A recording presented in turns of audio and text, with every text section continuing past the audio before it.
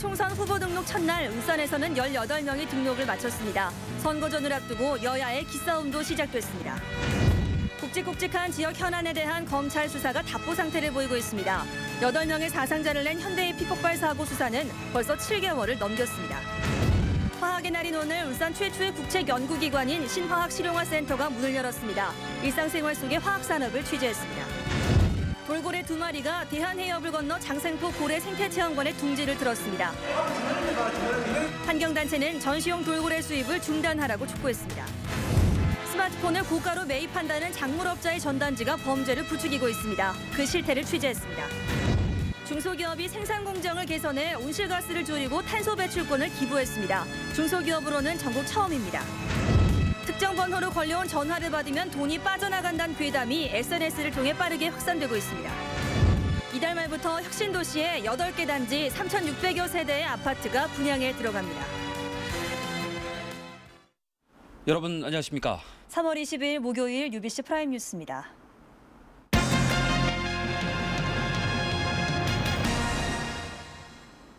(4.11) 총선 후보 등록 첫날인 오늘 울산에서는 모두 18명이 등록을 마쳤습니다. 본격적인 선거전을 앞두고 여야 간 기싸움도 본격화되고 있습니다. 보도에 선우석 기자입니다. 후보 등록 첫날 일부 후보자들은 일과 시작 전에 선관위를 방문해 등록 순번을 기다렸습니다. 당별로는 새누리당 소속 6명과 통합진보당 소속 4명이 모두 등록을 마쳤습니다. 민주통합당은 1명만 등록했고 진보신당은 2명 모두 등록했으며 자유선진당 1명, 무소속은 4명이 등록했습니다. 6개 선거구에서 모두 18명이 등록해 평균 3대1의 경쟁률을 기록했습니다. 출마 예상자 가운데 민주통합당 송철호 후보와 무소속 변형태, 박정주 후보는 첫날 등록을 하지 않았습니다. 본격적인 선거전을 앞두고 여야 간 기싸움도 이어졌습니다. 새누리당은 야권 단일화 과정에서 여론조사를 조작한 통합진보당은 석고대죄하라며 공세를 폈습니다. 자신들이 주장하는 정의로운 세상을 만들기 위해 무슨 일을 저질러도 괜찮다고 생각하는 사람들에게 이 나라의 운명을 맡긴다면 나라가 국민이 어찌 되겠습니까? 통합진보당은 새누리당도 경북 지역 당내 경선에서 부정과 탈법이 확인됐다며 야권 단일화를 폄훼하는 정치 공세를 중단하라고 맞받았습니다. 도둑이 매를 들려고 하는 것이나 다름이 없는 어처구니 없는 기자회견으로 야권 분열을 부추기는 선동을 일삼고 있어서 울산 시민들의 분노를 자아내게 하고 있습니다. 울산 지역은 후보 등록 첫날 대부분의 후보자들이 등록을 마친 가운데 여야의 기승잡기 경쟁이 치열하게 펼쳐졌습니다. UBC 뉴스 선우석입니다. 4.11 총선 공식 선거전을 앞두고 여야 수뇌부가 잇따라 울산을 방문합니다. 새누리당 박근혜 비상대책위원장은 오는 25일 울산을 방문해 재래시장 2곳과 울산 박물관을 찾아서 지역 민심 끌어안기에 나설 예정입니다. 민주통합당 한명숙 대표를 비롯한 최고위원들도 오는 27일 울산을 방문해 울산시당 선거대책본부 발대식에 참석하는 등 세무리에 나선다는 전략입니다. 다음 소식입니다. 굵직굵직한 지역 현안에 대한 검찰 수사가 미적되고 있습니다. 8명의 사상자를 낸 현대이피 폭발 사고 수사는 벌써 7개월을 넘겼습니다. 이다루 기자가 보도합니다. 근로자 3명이 숨지고 5명이 다친 현대이피 폭발 사고. 경찰은 3차례 수사 끝에 이 회사 관계자 3명을 과실치사 혐의로 구속하자는 의견을 검찰에 냈습니다. 고용노동부도 2차례 보강조사를 거쳐 법인과 공장장에 대한 사법처리 의견을 검찰 측에 전달했습니다. 하지만 검찰은 사고 발생 7개월이 넘도록 사법처리 대상을 정하지 못하고 있습니다. 검찰 관계자는 고용노동부와 경찰의 수사 결과가 달라 판단이 어렵다며 다음 주 중으로 신병 처리를 할 계획이라고 밝혔습니다. 협력업체 직원 4명이 숨진 세진중공업 폭발 사고도 마찬가지. 경찰이 수사 결과를 넘겼지만 사고 발생 석 달이 다 되도록 검찰 수사 결과는 나오지 않고 있습니다. 울산시가 공식적으로 수사를 의뢰한 문수산 아파트 특혜 의혹 사건도 여전히 답보 상태를 보이고 있습니다. 정말 검찰이 이 사건들에 대해서 수사 의지가 있는지 정말 의심스러울 따름이고요. 정말 수사했던 문제들이 있다면 충분하게 발표해서 시민들의 이해도 구하고 이다른 대형 폭발 사고와 건초거가 특혜 의혹 사건에 대해 엄중 처벌이 내려질지 선방망이 처벌이 그칠지 검찰의 사법 처리 여부에 귀추가 주목되고 있습니다. UBC 뉴스 이다루입니다. 제6회 울산 화학의 날 기념식과 한국화학연구원 신화학실용화센터 개소식이 오늘 열렸습니다. 울산 최초의 국책연구기관인 신화학실용화센터는 중구 다운동 달코너파크 내에 342억 원을 들여 완공했으며 45명의 연구 인력으로 출발해 정밀 화학 분야 등 화학 발전의 핵심 거점 연구기관으로 활동할 예정입니다. 한편 울산 화학의 날 기념식에서는 박세훈 울산대학교 교수와 오화석 삼성석유화학 기장 등 17명의 지식경제부 장관상 등 각종 표창을 받았습니다. 자동차와 조선 그리고 석유화학을 흔히 울산의 3대 주력 산업으로 부릅니다. 하지만 화학산업은 이들 산업의 기초가 됩니다. 오늘 화학의 날을 맞아 자동차 분야에서 화학산업의 활약상을 취재했습니다. 이영남 기자입니다. 지난 1910년 제네바 모터쇼. 현대자동차는 연비를 크게 높인 신기술의 디젤 하이브리드 컨셉트카를 선보여 주목받았습니다. 높은 연비는 차량의 무게를 30kg이나 줄인 금속 같은 플라스틱 사용이 결정적인 역할을 했습니다. 현대차가 당시 기술력을 높이기 위해 손잡은 회사는 다름 아닌 화학업체인 바스프. In close cooperation with the OEMs, we can clearly develop systems and solutions which help that the footprint is reduced.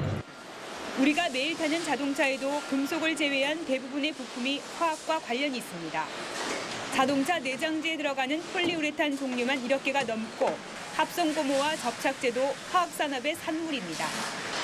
타이어에는 진동을 줄여주는 강력 섬유인 타이어 코드가 쓰이는데 울산에 공장을 둔 효성은 이 분야 세계 시장의 40%를 점유합니다. 내장재, 하다못해 거기 모든 있는 플라스틱 종류도 다 저희 화학 쪽에서 제공을 해줘야 된다는 거죠. 그래서 화학이 발전해야 자동차도 같이 시너지 효과를 얻게 되고. 자동차 산업이 성장하면서 화학업체들도 최근 고기능성 자동차 부품 개발에 박차를 가하고 있습니다. 화학산업은 석유화학을 바탕으로 이제는 정밀화학과 바이오화학으로 이어지면서 영역을 넓혀가고 있습니다. UBC 뉴스 이영남입니다. 오늘 아침 장생포 고래 생태체험장의 모습입니다. 일본에서 항공편으로 공수해온 돌고래 2마리를 옮기고 있는데요. 한 마리당 몸값이 무려 1억 원. 이 돌고래는 석 달 동안 적응 훈련을 거친 뒤 시민들에게 공개된다고 합니다. 김규태 기자가 다녀왔습니다. 일본 다이치에서 화물기를 타고 대한해협을 건넌 뒤 다시 무진동 차량에 옮겨진 지 꼬박 24시간. 1,400km의 긴 여정을 마치고 마침내 돌고래가 모습을 드러냅니다. 들것을 이용한 마지막 운반 작업이 숨가쁘게 펼쳐지고 곧바로 몸 상태를 확인하기 위한 혈액 검사가 이뤄집니다. 만 하루가 걸린 여정 때문에 피곤이 쌓였는지 눈은 꼭 감겼지만 물속에 들어가자 언제 그랬냐는 듯 유유히 물살을 가릅니다.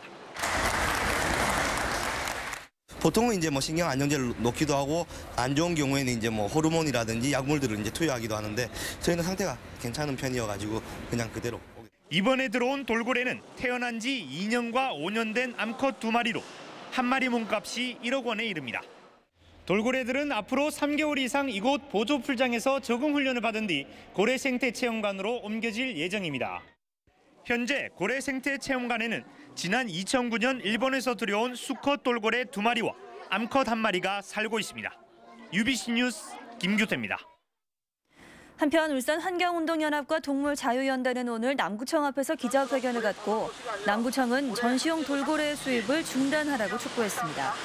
이들 단체는 고래 포획과 순치, 고래쇼 등은 울산이 고래 학대 도시란 오명을 갖게 할 것이라며 전시를 위한 고래 포획과 수입을 중단하라고 요구했습니다. 요즘 스마트폰 분실하면 다시 찾기가 쉽지 않습니다. 왜 그런가 했더니 쉽게 현금으로 바꿔주는 작물업자가 있었습니다. 조윤호 기자가 취재했습니다. 스마트폰을 고가로 매입한다는 전단지. 이를 보고 작물업자에게 스마트폰을 넘기다 낭패를 볼 수 있습니다. 학생들을 협박해 스마트폰을 빼앗은 10대 3명과 손님이 놓고 간 휴대전화를 판 택시기자 50여 명도 모두 이 전단지가 화근이었습니다. 택시 승강장에 서가 있으면 명함을 돌리고 가고 이래 한다. 워낙 이제 스마트폰이 비싸다 보니. 하지만 차 안이나 길에서 주워 팔았다면 점유이탈물 횡령죄. 찜질방 수면실이나 탈의실 보관함에서 훔쳤다면 절도와 특수절도죄. 상대방을 위협하거나 때려서 뺏었다면 공갈죄와 강도죄가 성립됩니다. 이 스마트폰은 여기 있는 금 3.75g과 맞먹는 시가 25만 원 선에 거래되고 있습니다.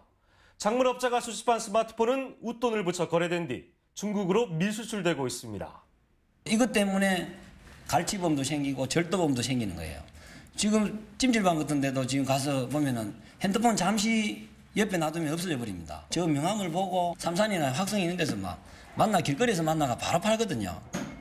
스마트폰이 작물업자를 거쳐 쉽게 현금화되면서 범죄를 부추기는 골칫덩이가 되고 있습니다. UBC 뉴스 조인호입니다.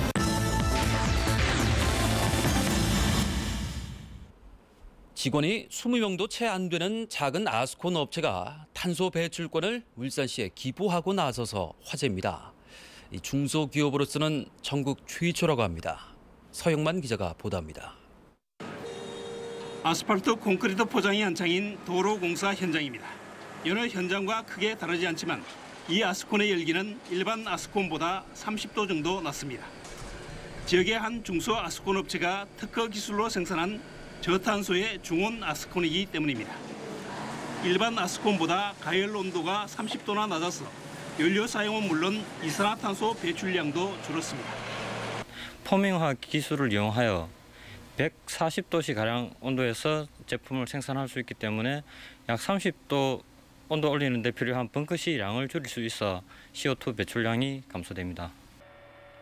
이산화탄소 배출량을 줄이면서 이렇게 확보한 온실가스 배출권은 연간 300만 탄소톤에 시가 150만 원 상당.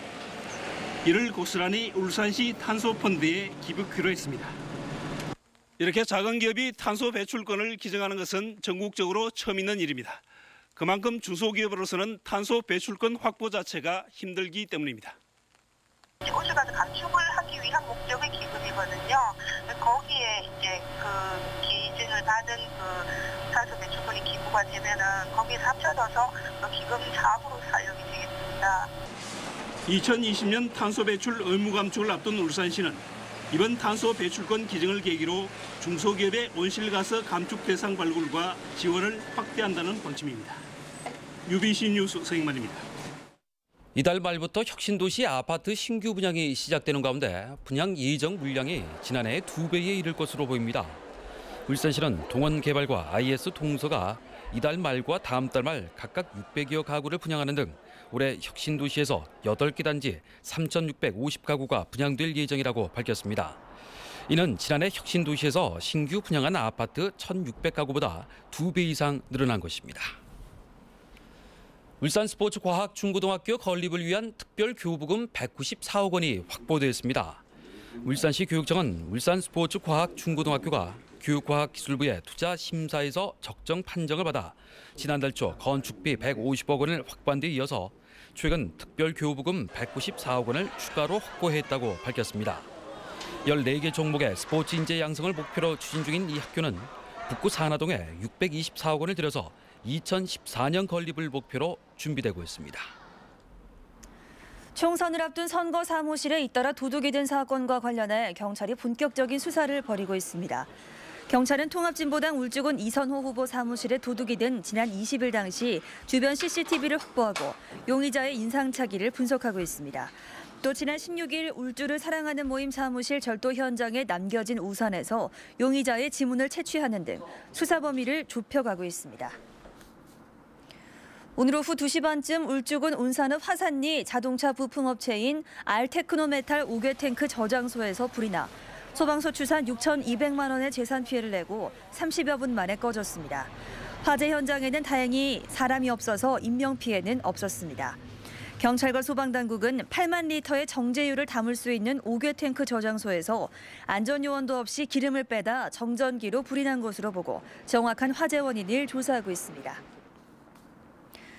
그물에 걸려 죽은 채 발견된 밍크고래 한 마리가 오늘 방어진 위판장에서 3,150만 원에 팔렸습니다.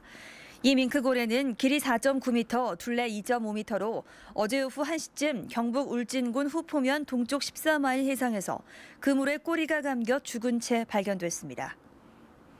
특정 번호로 걸려온 전화를 받으면 2만 5천 원이 빠져나간다는 내용으로 최근 SNS 등을 통해 빠르게 확산되고 있는 소문은 사실이 아니라고 경찰이 밝혔습니다. 울산지방경찰청은 실제 해당 번호의 휴대전화 사용자가 대구에 살고 있으며 자신도 모르게 괴담이 떠돌아서 큰 피해를 입고 있는 것으로 확인됐다고 밝혔습니다. 동부경찰서는 오늘 중구 서부동의 한 금은방에서 300만 원 상당의 금목걸이 한 개를 훔쳐 달아난 17살 이모군과 망을 본 10대 3명을 붙잡아 조사하고 있습니다. 이 군은 오늘 오후 2시쯤 친구에게 빌린 20만 원을 갚기 위해서 54살 이모 여인의 금은방에 들어가 목걸이를 보여달라고 한 뒤 그대로 들고 달아난 혐의를 받고 있습니다. 다음은 간추린 뉴스입니다. 창사 40주년을 맞은 현대중공업이 오는 2015년까지 매출 100조 원의 글로벌 종합중공업 그룹으로 도약한다는 중기 비전을 발표했습니다. 현대중공업 이재성 사장은 오늘 울산 본사에서 열린 기념식에서 이같이 밝히고 사업 다각화를 통해 성장 동력 확보에 나서겠다고 밝혔습니다. 환경보호협의회는 오늘 세계 물의 날을 맞아 동구 동방파제 일대에서 바다 정화 활동을 실시했습니다. 이 행사에는 100여 명의 감시단과 자원봉사자들이 참가해서 바닷속과 방파제 쓰레기 수거 작업을 벌였고 해수를 채취해 보건환경연구원에 수질 측정을 의뢰했습니다. 북구교육진흥재단이 비정규직 근로자를 비롯해 저소득층 자녀 30명에게 100만 원씩의 대학 등록금을 전달했습니다. 지난 2009년 출범한 북구교육진흥재단은 기금 10억 원의 이자 수입으로 다양한 사회복지 활동을 펼쳐나갈 계획입니다. 한국공인중개사협회 울산지부가 오늘 새누리당 울산시당을 공식 지지하고 나섰습니다. 공인중개사협회는 부동산 거래 활성화와 가격 안정 등 합리적이고 새로운 정책들을 제안하고 이를 실현하기 위해 이같이 결정했다고 밝혔습니다. 울산시 학원연합회는 오늘 학원장과 교습소 운영자들을 대상으로 한 연수회를 가졌습니다. 오늘 연수에서는 울산시 교육청과 경찰청 관계자가 어린이 교통사고와 학교폭력 예방 교육을 실시했습니다. 정계조 울산세무서장이 한국 출란의 종류와 관리 방법을 정리한 단행본 한국 출란을 발간했습니다. 지난 1985년 한풀난회를 창립한 정 서장은 현재 부산 난연합회 이사장을 맡고 있으며 관음과 아사달, 소금강 등 한국 출란 16개 품종을 명명하기도 했습니다.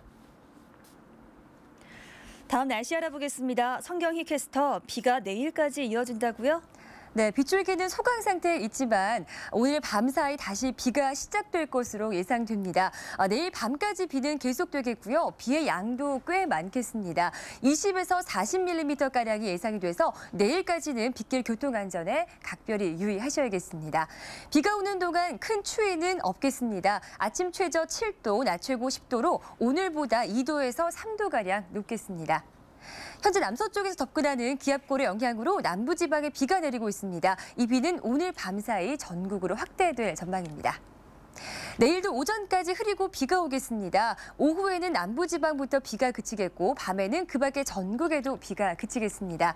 비와 함께 아침 기온은 오늘보다 높겠습니다. 서울은 4도, 대구 6도가 예상되고 낮에는 오늘보다 조금 낮겠습니다. 영남 지방에도 내일 비가 온 후 늦은 오후부터 그칠 전망이고요. 아침 최저 7도 안팎, 낮 최고 10도 안팎으로 아침에는 꽤 포근하겠습니다. 내일 남해동부 앞바다를 제외한 우리 지역 모든 바다에 풍랑특보가 내려질 가능성이 높습니다. 항해조업에 유의하시기 바랍니다. 이번 비가 그치고 나면 아침으로 쌀쌀해질 전망이고요. 다음 주 중반부터 다시 포근해질 전망입니다. 날씨였습니다.